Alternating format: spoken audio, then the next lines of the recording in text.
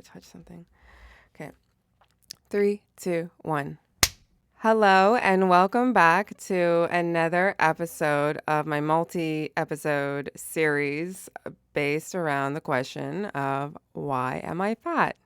Why am I carrying extra weight? Why am I overweight? In the last episode, I talked about acceptance, coming to terms of like, okay, yeah, maybe I am carrying extra weight. Maybe it is okay to say that and it's not a bad thing. Now what? That's the next question. Now what do we do? Okay, I've always known I was fat. So what? La la la. Like, you're not telling me anything I don't already know. Great, we've moved past the first step. Now what? I feel like if you are at that point where you've asked that question at some point in your life, you've tried something. I feel like everybody at some point in their life has done a diet, has done an exercise program, has done something to modify their weight in some way. But the problem is it's not sticking, or they're plateauing, or it's not happening fast enough, or it happened too fast that it couldn't be maintained. These next few episodes are going to be more about the frustrations that are surrounded with, trying to lose weight. And I'm inspired by my little sister, Candace, because literally last night, she sent me a voice clip just explaining all of her frustrations. I could hear the defeat in her voice. I've been there before where you just feel like, what am I doing wrong? I feel like I've done everything I'm supposed to do, but it's not working. The weight is not coming off. What is happening? And this poor girl, she's not a girl, she's a woman. She's in her 30s. This poor woman, I feel like, is a great example. Aside from me, everything that I'm going to speak about is from my own personal experience, but because she's my sister, a lot of the stuff that I will be talking about, she experienced as well. I am going to kind of talk about both of us a little bit, but what brought me here today, and I've been wanting to do a podcast for a long time, but I suffer from ADHD, so getting bunkered down has been really difficult for me. But when my baby sister called me and said, "Hey, I see that you've got some progress. Hey, you look great. Can you please help me? I need any tips. Please, this is what I'm doing. I don't know what I'm doing wrong. Please help me." And she was just crying and she was upset, and it made me feel like where I was. I have lost. So quick recap. I grew up very big. Grade 6, I had weighed 200 pounds, and it only went up from there. From my highest at that point as a teenager, I weighed 265, 270. And over time, I lost it through a variety of things I won't get into right now. But I was able to keep it off. And then tragedy hit. My mother passed. And then I ate and I ate and I ate to console myself. And I ended up gaining 100 pounds in a year. And I had a child, and then everything changed. And for 5 or 6 years, I tried everything that I knew in the book up until that point. And it was slow. It was 1 step forward, 3 steps back. It was frustrating. I could not figure out what the hell was going on. The old tricks weren't working. It honestly felt like the harder I tried, the more my body resisted. And I'm going to talk about that. All these things I'm going to list out on paper are great, but I'm going to break each thing down into its own episode, I think, or maybe clump them because they need to be talked about. So she got herself a nutritionist. She's got herself a general practitioner. She was also a very large girl. All the girls in her family were large except for Lucky Lori. She was a stick thing. Anyways, she also had a lot of hormonal issues. She was diagnosed with PCOS, and, it was very visible that she was having hormonal issues. She, facial hair, period problems, all sorts of issues with hormonal imbalances that she still struggles with. She had to kind of give up on the idea of having children because her hormones were just insane. Couldn't get regulated. And then because she has PCOS, her blood sugars can't get regulated either.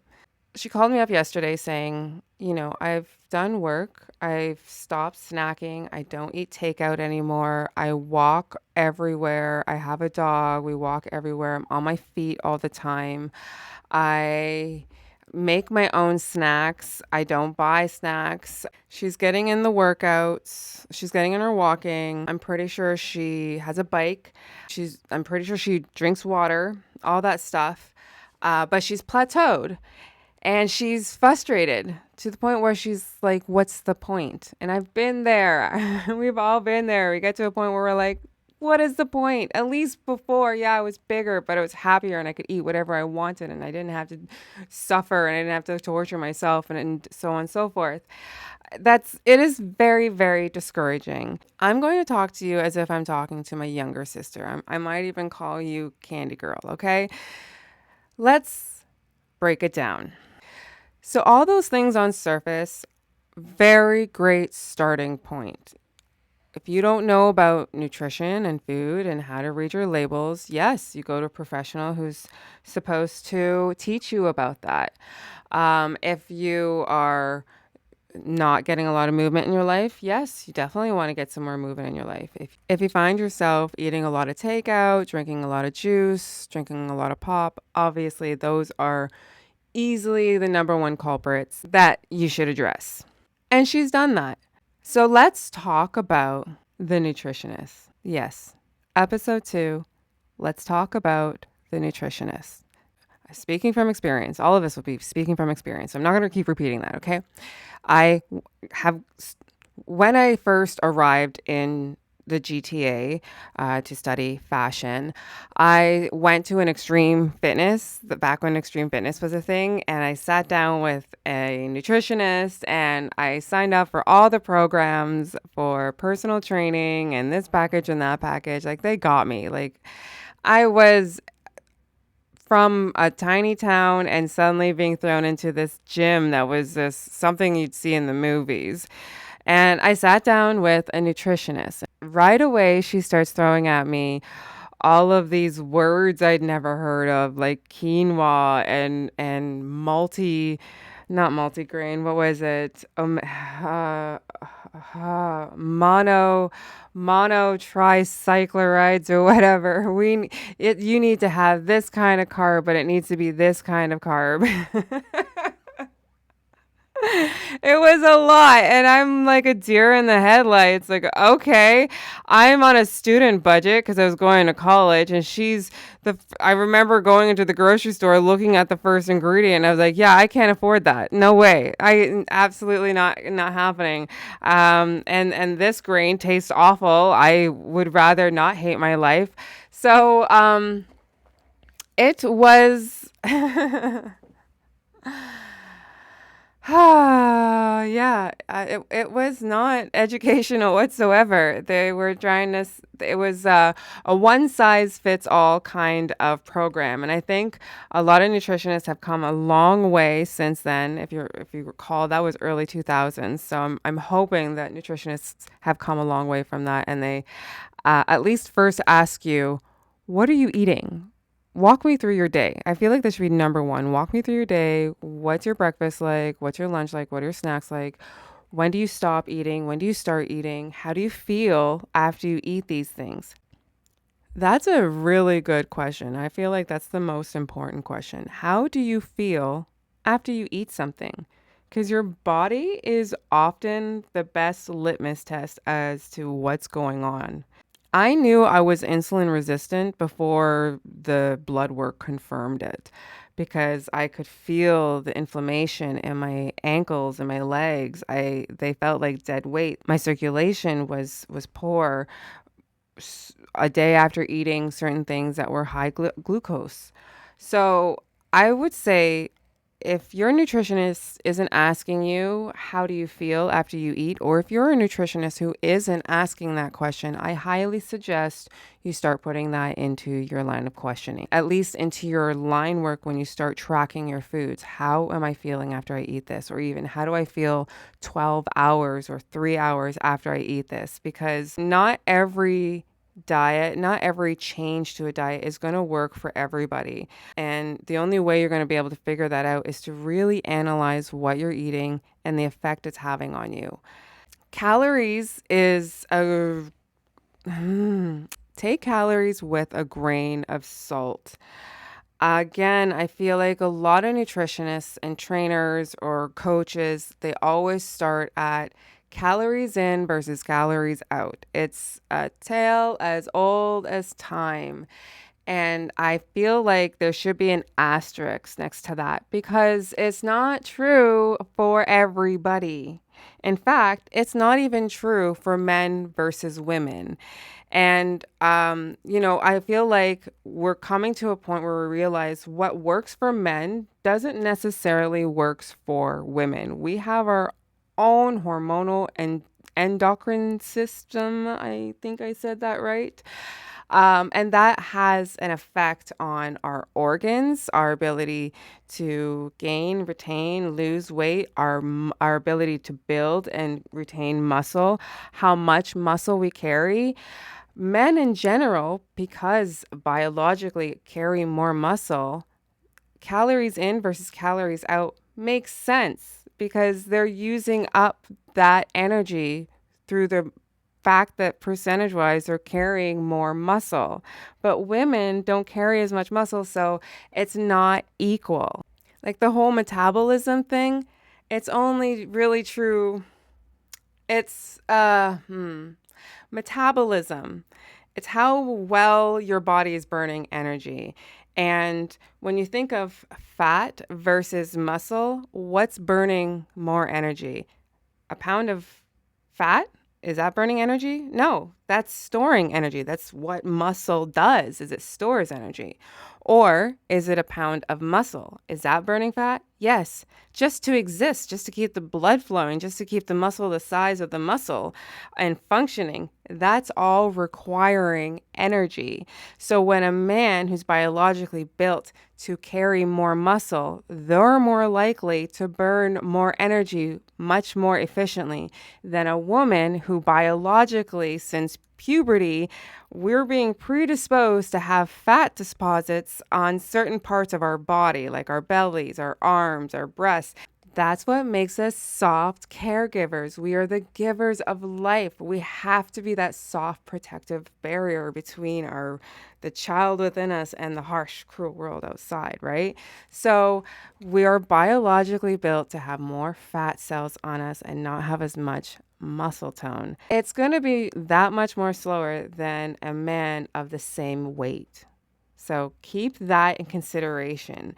When someone is speaking about these umbrella terms and concepts, remember, is it for everybody, or is it like a rule that might be needing some tweaking depending on if I'm a man, if I'm a woman, if I have hormone issues, if I'm da da da da da. Okay? Jumping back to calories in, calories out.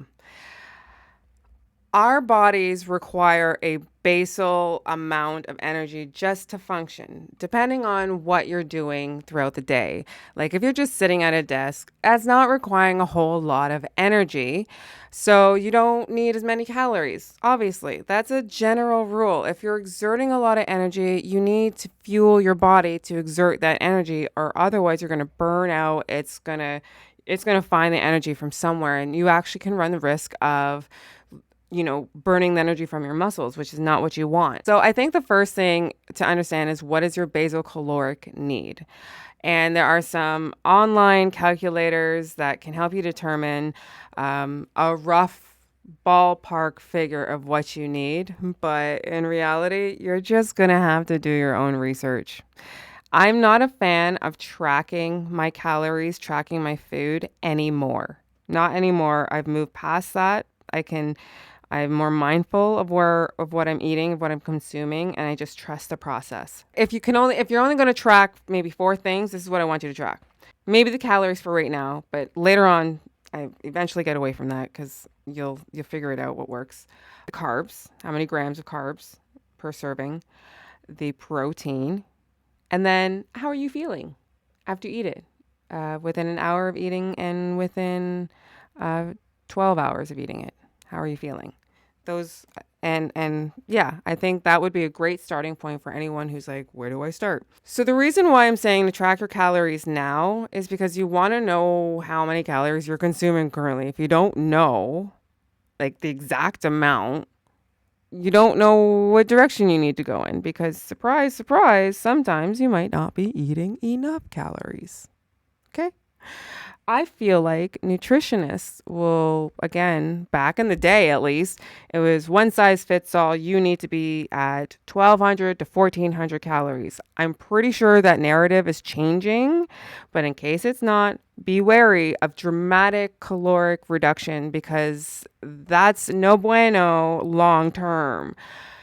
I heard a line and I thought it was great. Eat for the body that you have, not for the body that you want. Especially if the body that you want is so much more different, so much more distance from now to then, that it would be such a drastic amount to cut. I don't suggest it for a number of reasons. A, you're going to hate yourself. Like you want this to be a slow transition. It took you this long to gain it. It was a lifelong thing. You didn't even realize it was happening. You kind of want that to happen, but in reverse. You don't want to realize it's happening. So like if it's making you crazy, it's not going to be sustainable long term.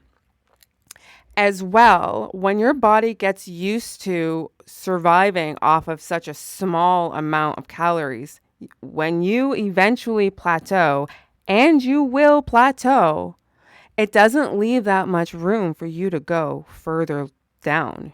You know what I mean? So be very careful of dramatic reduction of your calories. So I would say first figure out what is your calorie intake and track it for a week, maybe 2 weeks. If you find that, you're someone who eats when they're really hormonal, you might want to track it for a month and then see, the week before your period, let's say, oh, I'm really ravenous. I can't seem to get enough junk food. That's me. But the weeks after that, it's like, no, I don't even crave that stuff anymore. Figure out where you are. Where are you landing? Once you know where you're at, I would say start with 250 calories a day. Reduce somewhere. That could be a sauce. That could be choosing a barbecue sauce that doesn't have sugar. It could be any number of ways, okay? And see where that lands you. How do you feel after a couple of weeks? Do you find that it's not getting you anywhere? Okay. Talk about make it make sense, right? So yes, calories in, calories out. So theoretically, right, if I am a grown woman that is supposed to need 2,000 calories, according to these people who say that I need 2,000 calories, that if I cut my calories to 400 calories a day, like I really stick to it and just do an apple and a couple cans of tuna a day. That was a thing back in the day. I should be able to drop weight after a week, right? No. Your body is so good at keeping it at where it's at preserving itself. Like it is a survivor. It does what it can to keep you where you are at. It slows down the ability to pull the energy. Like your ability to lose weight slows right down because you're stressing your body out. You might be thinking, oh, yay, I'm hungry. Oh, great, my calories are very low. But you're now stressed out that the hormone cortisol is causing you to not let any of it go. And that's a survival mechanism. If you think about evolution and when we were hunter-gatherers, like if we were stressed and we didn't have time or food sources were scarce, like holding on to whatever body fat that we had was super important so we wouldn't die. The ability to store fat is so we wouldn't die. There would be feasts and there would be famine.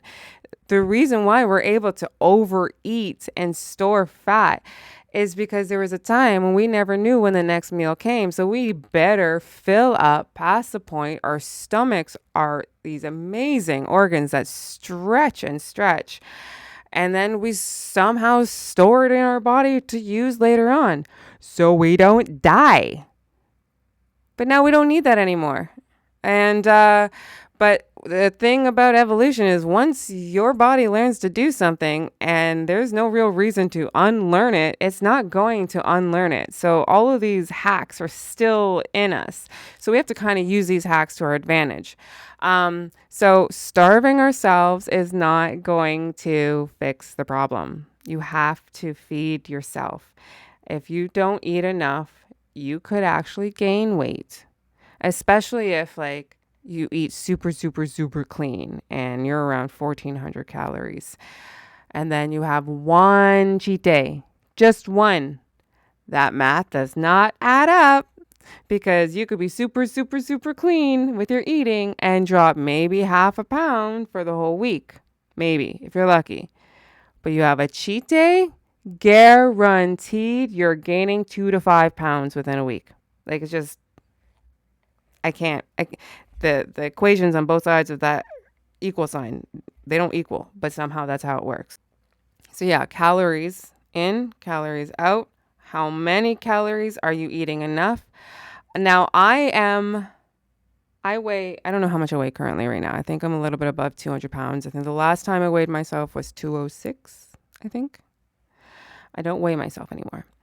But theoretically, I'm a grown ass woman. I mean, I am a grown-ass woman, not theoretically. But I'm a grown-ass woman, okay? And according to thems and theys who decide what an average woman should have when you go to a restaurant, an average woman needs to have this much, or the food pyramid, the food guide, whatever that the government gives out that says, hey, you should have this. No. That number doesn't work for me. For some people, it will. But if I eat 2,000 calories a day, I gain weight so fast. So fast. If I'm eating 1,400 calories a day, I'm either not losing or I'm slowly gaining as well, because my body's stressed out. There is a sweet spot, a little sweet spot that on half the days I get.